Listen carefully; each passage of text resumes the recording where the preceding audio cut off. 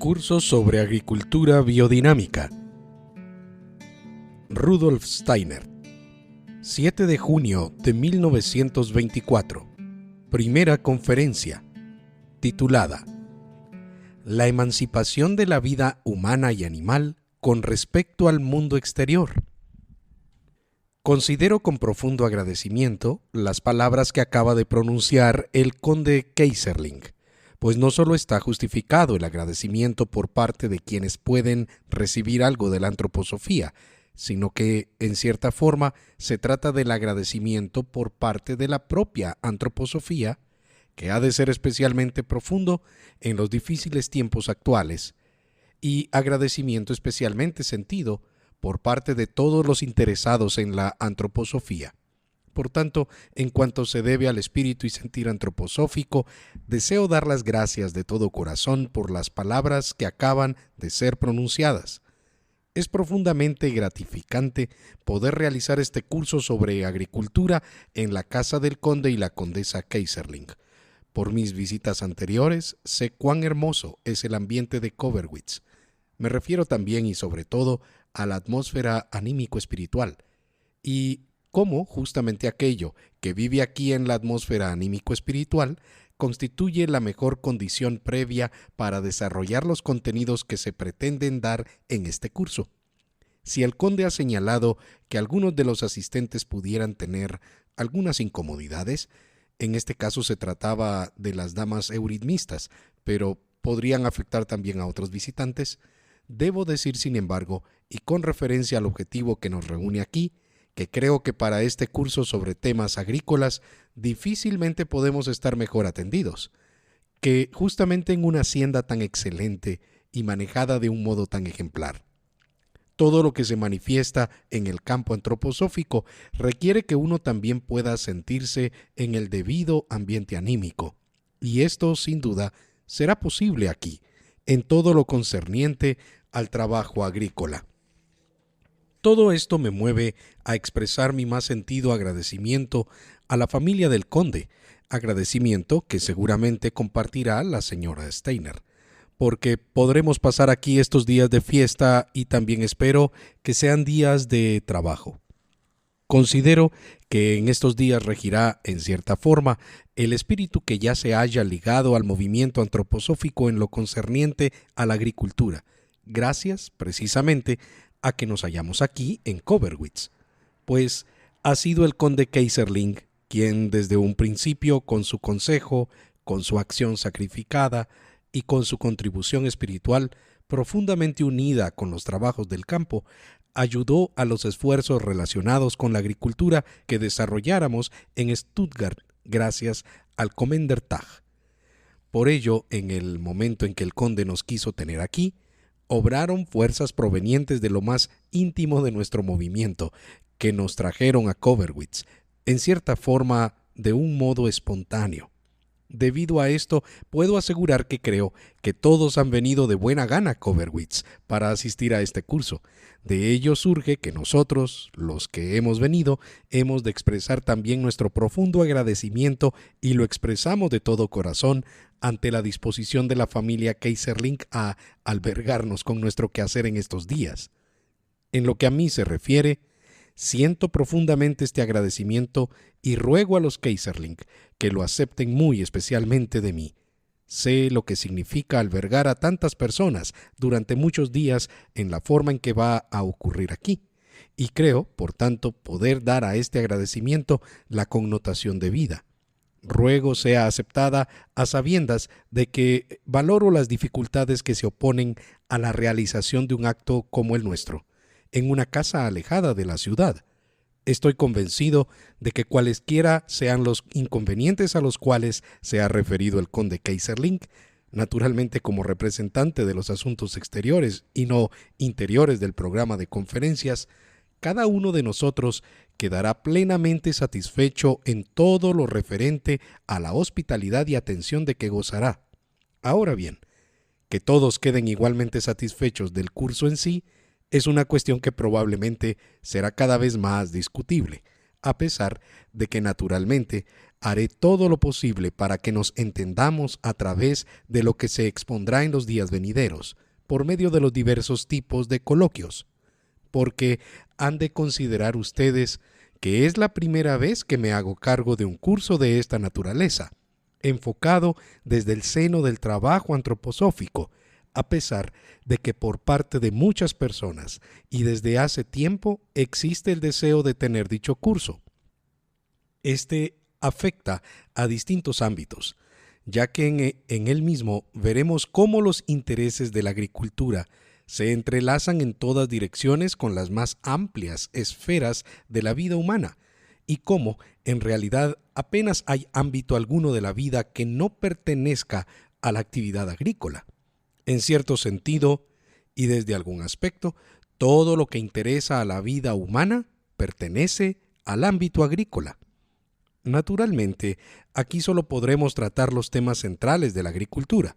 Sin embargo, esto nos conducirá por sí mismo a diversos aspectos laterales, en los que quizás sea necesario entrar. Precisamente por lo que expondré habrá de surgir del terreno antroposófico. En particular, deberán disculparme ustedes que la introducción de hoy deba tratar de algo tan alejado que quizá alguno no perciba de inmediato la relación entre esta introducción y los temas específicos del campo que habremos de tratar. Con todo, aquello que hemos de desarrollar deberá basarse en lo aparentemente distinto que expondré hoy. La agricultura ha sido afectada seriamente por toda la vida espiritual moderna. Observen ustedes que esta vida espiritual moderna ha cobrado formas destructivas especialmente en el aspecto económico, formas cuyo carácter destructivo es apenas vislumbrado por muchas personas. Las empresas comerciales surgidas en nuestro movimiento antroposófico, creadas por comerciantes y economistas, han surgido para contrarrestar esto. Sin embargo, no han logrado llevar a la práctica en todos los sentidos aquello que era en realidad su intención originaria, por el simple hecho de que en nuestra época existen demasiadas fuerzas contrarias como para permitir una comprensión cabal de esta cuestión. Frecuentemente, el hombre aislado es impotente frente a los poderes establecidos, y por ello, hasta ahora, dentro de estas empresas económicas que han surgido del seno del movimiento antroposófico, ni siquiera se ha planteado la discusión de las cuestiones más fundamentales. ¿De qué se trataba en la práctica? Quiero explicarlo con un ejemplo agrícola para no quedar en generalidades, sino que hablemos en términos concretos. Por ejemplo, hoy tenemos multitud de textos y conferencias de economía política que dedican partes a la agricultura desde el punto de vista socioeconómico. Actualmente se estudia cómo ha de estructurarse la actividad agrícola en base a estos principios, y esto luego se escribe. Todo ello, tanto el dictado de conferencias como la redacción de libros sobre economía política agrícola, es un manifiesto disparate. Pero hoy en día, amplios grupos se dedican al cultivo de manifiestos disparates, porque, naturalmente, toda persona debería reconocer que solo es posible hablar de agricultura, incluso de su estructuración social, si se parte primero de las bases mismas de la actividad agrícola, si se sabe realmente lo que implica el cultivo de la remolacha, de la patata, de los cereales. Sin esto, no puede hablarse sobre principios socioeconómicos.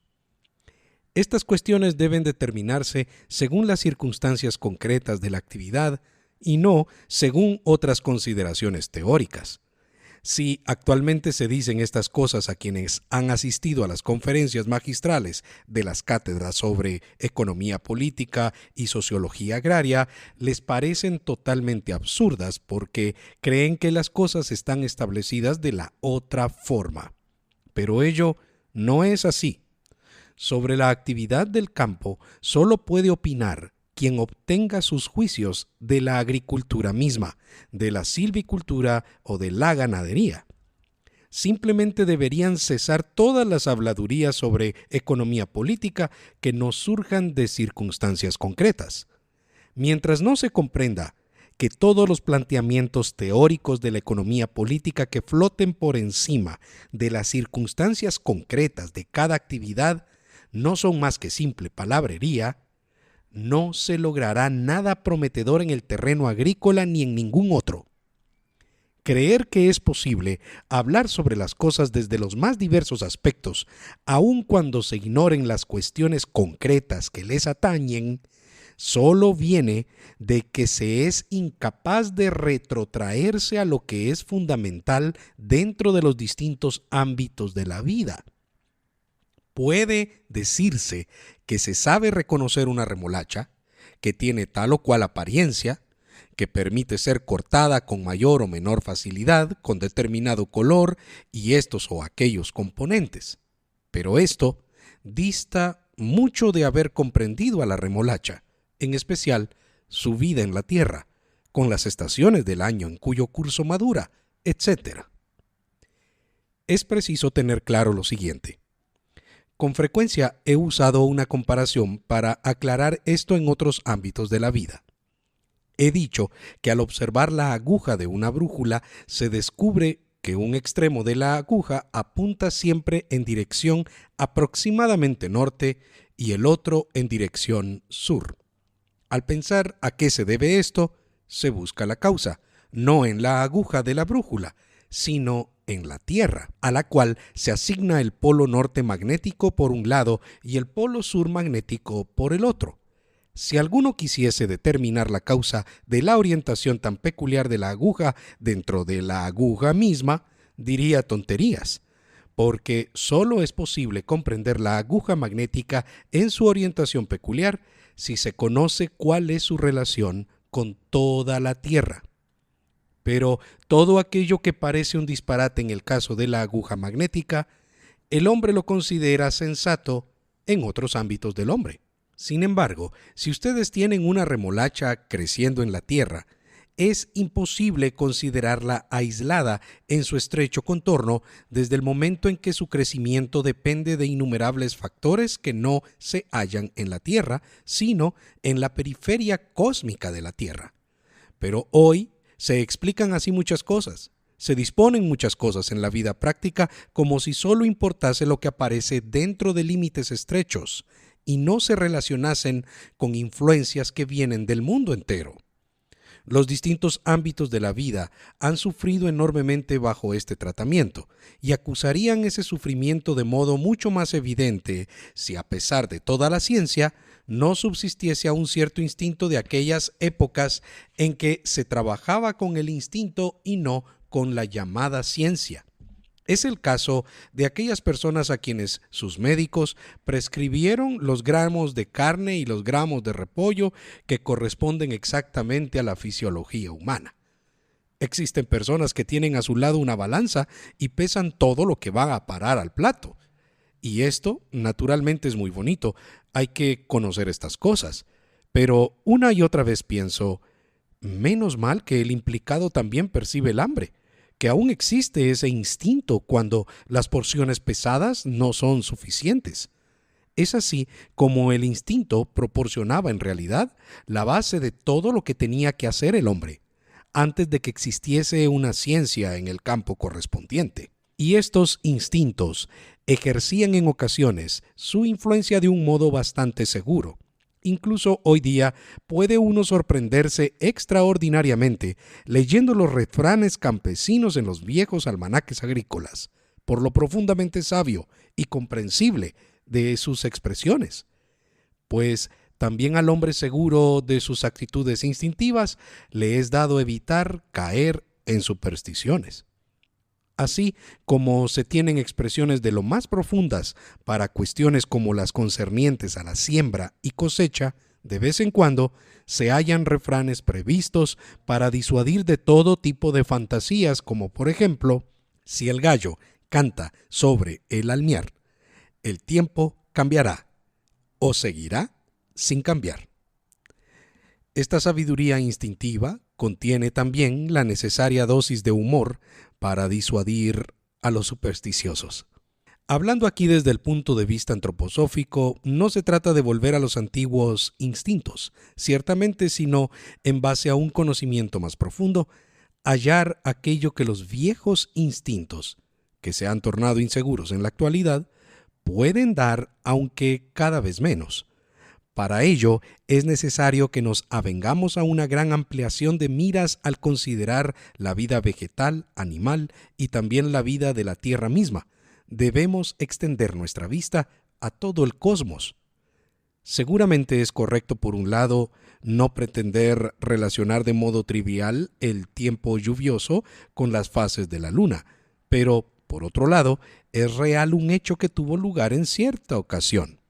Otras veces ya he relatado que había en Leipzig dos profesores, uno de los cuales, Gustav Theodor Fechner, un hombre dotado de una sensibilidad certera en más de una cuestión de índole espiritual, había llegado a la conclusión, después de observaciones de campo, de que la idea de que ciertos periodos lluviosos y sin lluvia se relacionan con la luna y su periplo en torno a la Tierra no era mera superstición.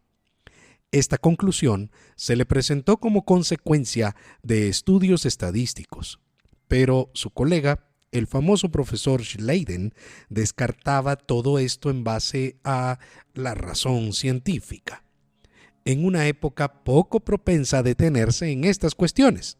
Pues bien, estos dos profesores de la Universidad de Leipzig también tenían esposas, y Gustav Theodor Fechner, que tenía sentido del humor, dijo: que decidan nuestras mujeres. En esa época había una costumbre en Leipzig. El agua para lavar la ropa no era fácil de obtener. Había que traerla de lejos. Por tanto, se disponían jarros y palanganas para recoger el agua de lluvia.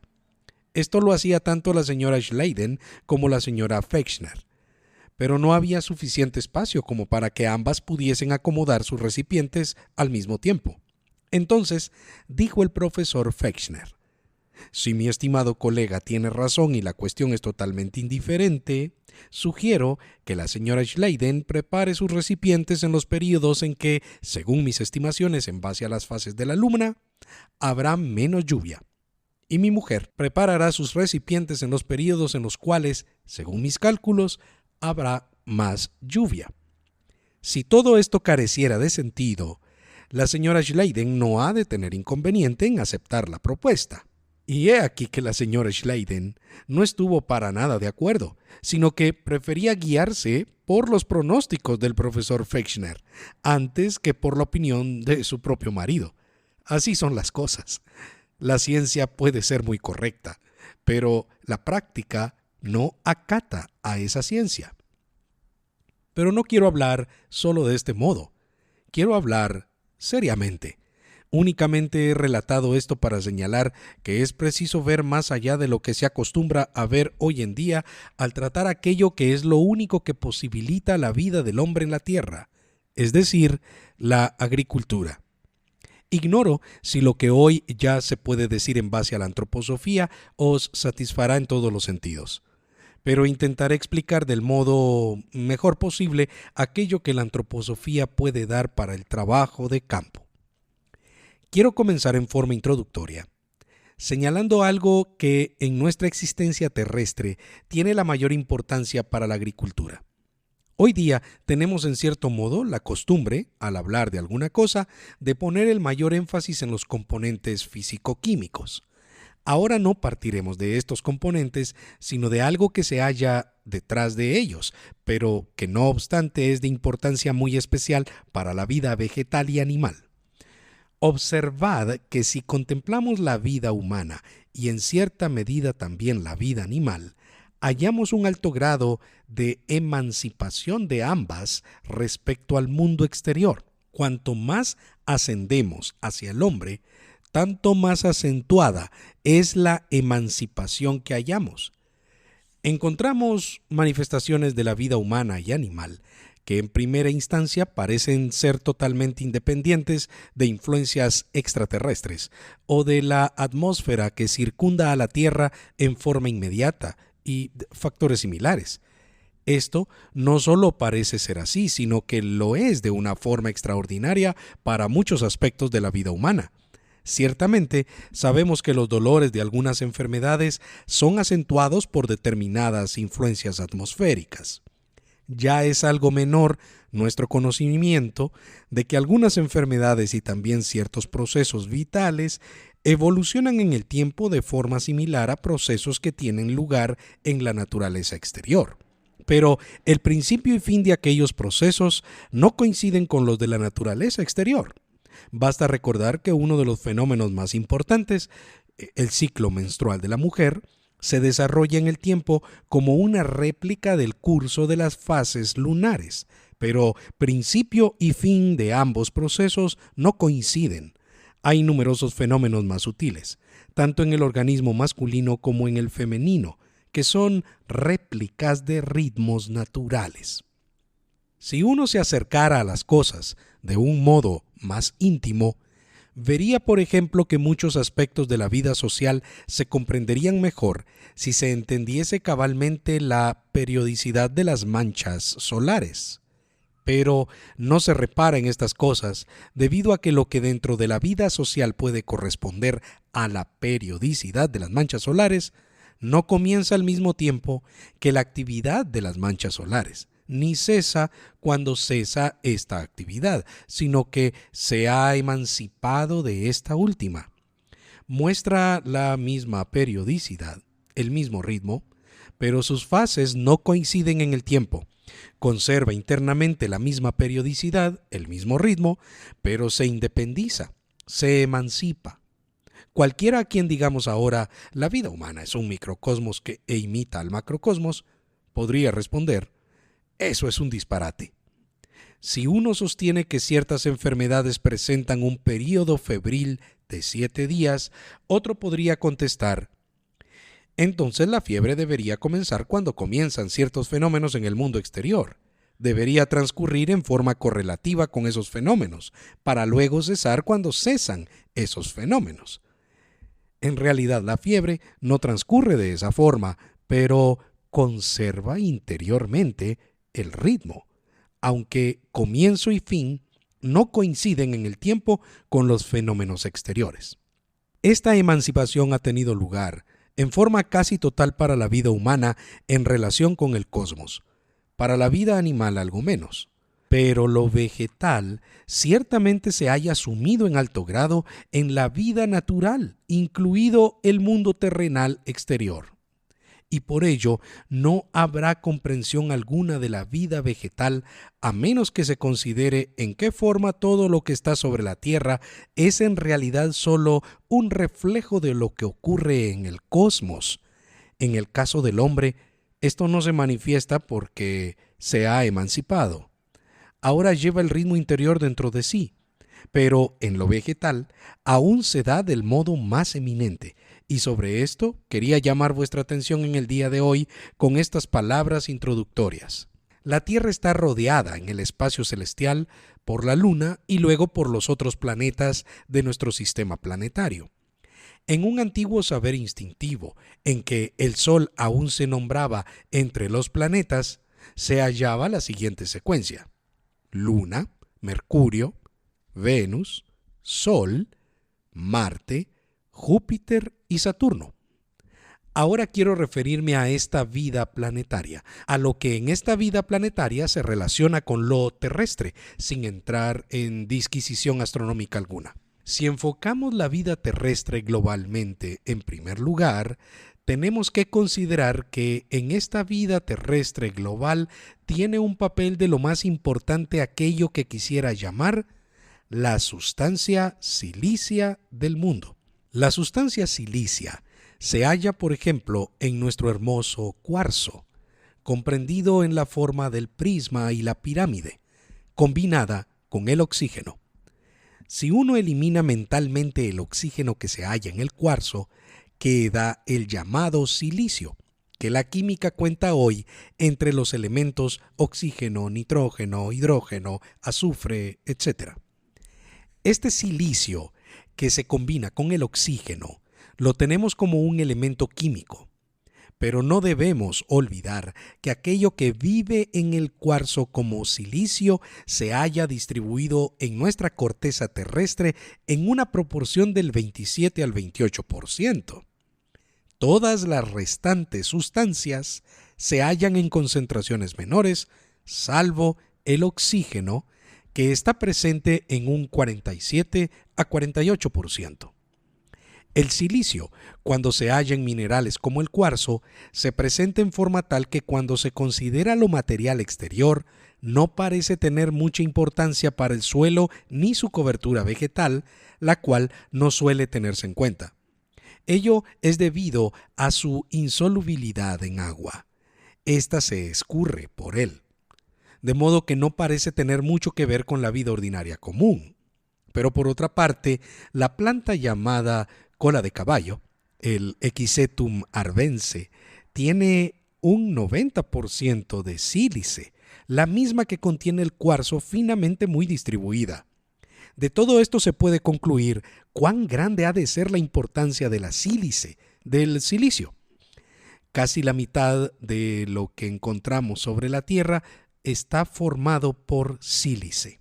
Ahora bien, se da el hecho extraño de que esta sílice nos llame mucho la atención, de que incluso se halle casi totalmente excluida de situaciones en que podría obrar en forma extraordinariamente benéfica. En la medicina surgida de la antroposofía, la sílice es un constituyente esencial de gran número de medicamentos. Todo un complejo de enfermedades se trata con sílice por vía oral o mediante baños, debido a que casi todo lo que se manifiesta en enfermedades de los sentidos, que no radica en los sentidos mismos, sino que se manifiesta en los sentidos, lo que provoca dolores en los diversos órganos, todo esto es influido de un modo particular precisamente por el silicio. Pero el silicio tiene una función de lo más importante en el contexto de toda la naturaleza, porque el silicio no solo está donde lo hallamos bajo la forma de cuarzo en otras rocas, sino que se halla también en la atmósfera, en una dosificación extraordinariamente sutil. En realidad, se halla en todas partes. La mitad de la Tierra a nuestra disposición está en realidad constituida por sílice, un 48%. ¿Qué hace este cuarzo? Esto es lo que tenemos que preguntarnos a título de hipótesis. Supongamos que en la Tierra en torno nuestro solo tuviéramos la mitad de la sílice actual. Entonces, todas las plantas tendrían formas más o menos piramidales. Las flores quedarían reducidas a rudimentos y casi todas las plantas tendrían formas como las de las cactáceas, que nos parecen tan anormales. Las formas de los cereales parecerían de lo más raras. Las cañas se engrosarían en la base, incluso se tornarían carnosas en la parte inferior. Las espigas se atrofiarían, quedarían vacías, incompletas. Esto por un lado.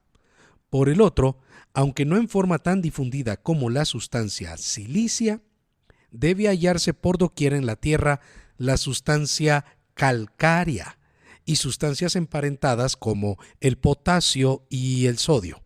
Si éstas, a su vez, estuviesen presentes en cantidades menores a las que se dan en realidad, obtendríamos exclusivamente plantas con tallos delgados, plantas que tendrían tallos helicoidales en su mayor parte, tendríamos puras plantas trepadoras. Las flores se desarrollarían, sí, pero serían estériles y no suministrarían sustancias nutritivas. Solo en el equilibrio, en la conjugación de ambas fuerzas, destaco dos típicas sustancias en esta conjugación, la piedra caliza y la sílice. Solo así, la vida vegetal se desarrolla en la forma que vemos actualmente. Pero sigamos. Observad que todo lo que vive en lo silicio tiene fuerzas que no vienen de la Tierra, que vienen de los llamados planetas lejanos, Marte, Júpiter, Saturno. Aquello que viene de esos planetas obra sobre la vida vegetal a través de lo silicio y de sustancias afines emparentadas con lo silicio y también influye en la vida animal de la Tierra. Pero la fuerza de los planetas cercanos, la Luna, Mercurio y Venus, obran sobre la vida vegetal en la tierra por vía de lo calcáreo y sustancias afines. Así pues, podemos decir frente a cada trozo de tierra cultivada, ahí dentro obran lo silicio y lo calcáreo. En lo silicio obran Saturno, Júpiter y Marte. En lo calcáreo obran la Luna, Venus y Mercurio. Frente a todo esto contemplemos, por una parte, las plantas mismas. Dos cosas tenemos que observar en la vida vegetal. Una es que toda la naturaleza vegetal, así como la especie vegetal particular, se conserva a sí misma y desarrolla una fuerza reproductiva para que la planta pueda propagarse y engendrar su descendencia. La otra es que la planta, como ser de un reino relativamente inferior, sirve de alimento a los seres de los reinos superiores. Estas dos vertientes del devenir de las plantas no parecen estar relacionadas entre sí a primera vista, porque ante el proceso del desarrollo de la planta, hija, nieta, etc., a las fuerzas formativas de la naturaleza les puede ser completamente indiferente si comemos las plantas alimentándonos o no. Se trata de dos intereses totalmente distintos los que ahí se manifiestan. En el juego de fuerzas de la naturaleza, las cosas obran de modo tal que todo aquello que está relacionado con la fuerza interior de reproducción, con el crecimiento, todo aquello que contribuye a que la vida vegetal se suceda generación tras generación, obra en lo que la Luna, Venus y Mercurio proyectan sobre la Tierra por la vía de lo calcáreo. Si contemplamos lo que se manifiesta en las plantas que no comemos y que simplemente se renueva una y otra vez, entonces las miramos como si solo nos interesara el obrar del cosmos en la Tierra mediante las fuerzas de Venus, Mercurio y la Luna, pues éstas participan en aquello que se reproduce en el ser vegetal sobre la Tierra. Pero si las plantas se convierten en alimento, en el sentido más pleno, si se desarrollan de modo tal que en ellas las sustancias se plasman en nutrientes para el animal y el hombre, entonces participan allí Marte, Júpiter y Saturno por la vía de lo silicio. Lo silicio sensibiliza al ser vegetal para con las vastedades del cosmos y activa los órganos del ser vegetal, de modo que se incorpore de la periferia cósmica aquello que conforman estos planetas lejanos. Participan en ello Marte, Júpiter y Saturno. Del ámbito de la Luna, Venus y Mercurio, en cambio, toman las plantas aquello que las faculta para la reproducción. Ahora bien, esto se presenta en primer lugar como objeto de conocimiento, pero conocimientos como estos, que provienen de un horizonte algo más amplio, conducen por sí mismos también hacia lo práctico. Ahora debemos preguntarnos, ya que de la Luna, Venus y Mercurio entran estas fuerzas a la Tierra y obran en la vida vegetal, ¿por qué medio se incentiva o se inhibe esto? ¿Cómo se favorece que la Luna o Saturno actúen sobre la vida vegetal y cómo se inhibe esta acción? Si se observa el curso del año, este transcurre de modo que hay días de lluvia y días sin ella. El físico de hoy en día en realidad solo estudia la lluvia para cuantificar la que cae sobre la Tierra, y el agua es para él una sustancia abstracta, compuesta por hidrógeno y oxígeno, y solo conoce el agua como aquello que se compone de hidrógeno y oxígeno. Si el agua se descompone por electrólisis, se disocia en dos sustancias, de las cuales una se comporta de tal modo y la otra de tal otro. Pero con esto no se ha dicho nada abarcante respecto al agua. El agua alberga aún muchas otras cosas, además de lo que luego aparece simplemente como oxígeno e hidrógeno. El agua puede canalizar dentro del ámbito terrestre aquellas fuerzas que vienen, por ejemplo, de la Luna. De modo que el agua afecta la distribución de las fuerzas lunares en el ámbito terrestre. Entre la Luna y el agua que hay sobre la Tierra existe cierto tipo de relación. Supongamos que acaban de transcurrir unos días de lluvia y que a estos días de lluvia le sucede la luna llena. Con las fuerzas que vienen de la luna, en los días de luna llena, ciertamente ocurre algo colosal sobre la Tierra. Estas fuerzas se introducen en toda la vida vegetal. No podrían hacerlo si no antecedieran los días de lluvia. Por tanto, deberemos hablar de si tiene importancia que sembremos semillas cuando han caído lluvias en cierta forma y luego viene el brillo de la luna llena, o si se puede sembrar en cualquier momento sin tener en cuenta nada en especial. Seguramente también brotará algo en este último caso, pero se plantea la pregunta: ¿es bueno orientarse en la siembra según las lluvias y el brillo de la luna llena? Porque justamente la acción de la luna llena es impetuosa y potente en ciertas plantas después de días de lluvia, y débil y escasa tras días en que ha brillado el sol. Estas cosas estaban contenidas en los antiguos refranes campesinos. Entonces se decía algún verso y se sabía lo que había que hacer. Estos versos son hoy día viejas supersticiones, y una ciencia de estas cosas aún no existe, ni hay intención de molestarse para desarrollarla. Sigamos. En torno a nuestra Tierra se encuentra la atmósfera. La atmósfera tiene, aparte de su carácter aéreo, la particularidad de ser unas veces más caliente y otras más fría. En ciertas épocas manifiesta una considerable acumulación de calor, que incluso puede descargarse en tormentas cuando la tensión es excesiva. Y bien, ¿qué sucede con el calor? La observación espiritual muestra, en este caso, que mientras el agua no tiene afinidad con la sílice, este calor tiene una relación extraordinariamente intensa con ella, que precisamente aquellas fuerzas que pueden obrar a través de la sílice son activadas especialmente por el calor. Y estas fuerzas son las que provienen de Saturno, Júpiter y Marte.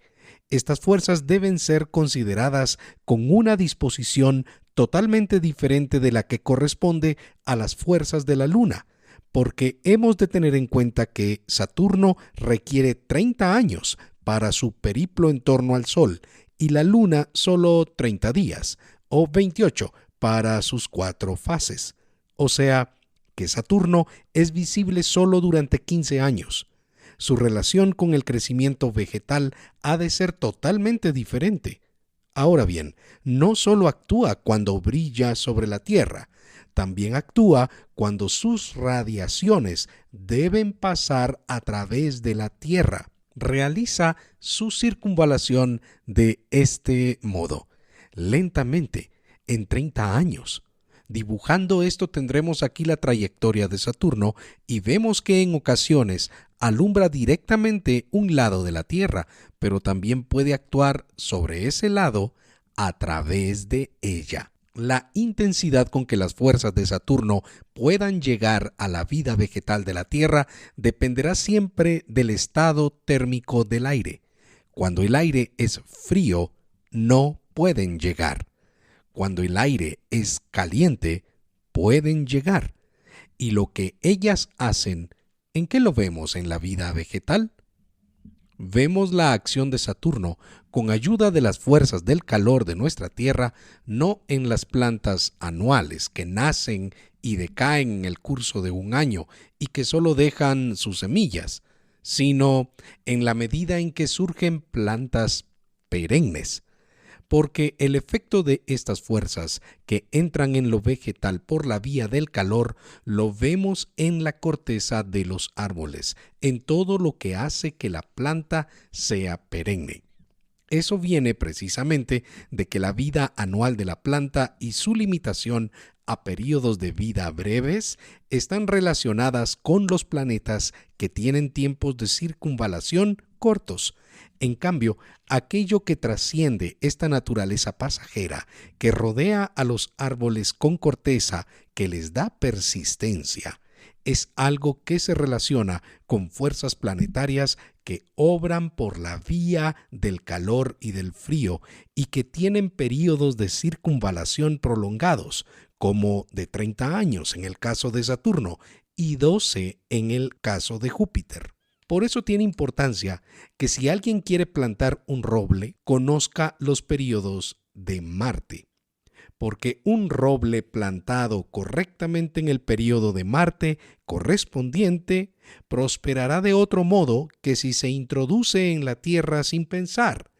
En las plantaciones de coníferas, en que las fuerzas de Saturno tienen un papel muy importante, surgirá algo muy diferente si el monte se planta en uno de los llamados períodos ascendentes de Saturno o en otro período.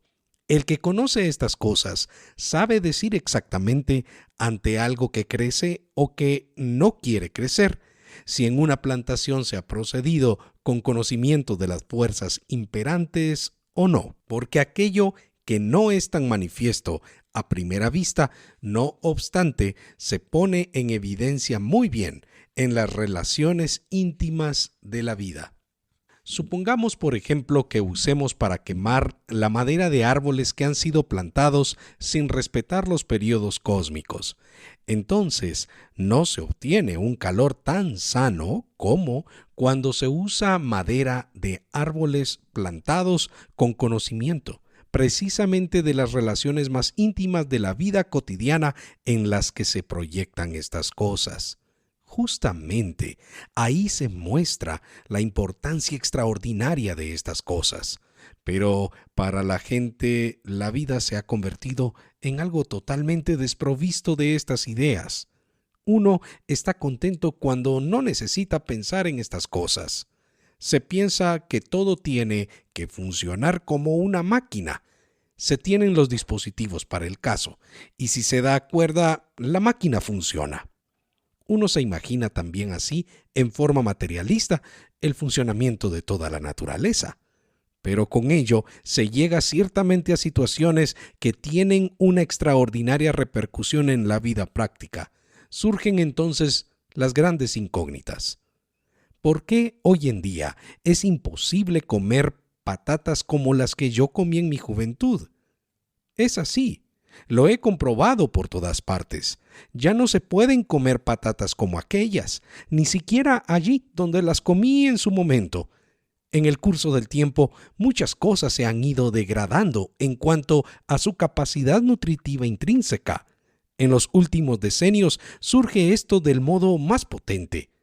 Ello se debe a que no se comprenden ya las influencias más íntimas que obran en el cosmos y que deben ser buscadas nuevamente según un camino como el que he esbozado hoy en forma nada más que introductoria. Solo he querido mostrar los ámbitos donde se presentan cuestiones que trascienden ampliamente el horizonte de lo considerado hoy en día. Y no solo seguiré adelante con esto, sino que profundizaré su aplicación práctica.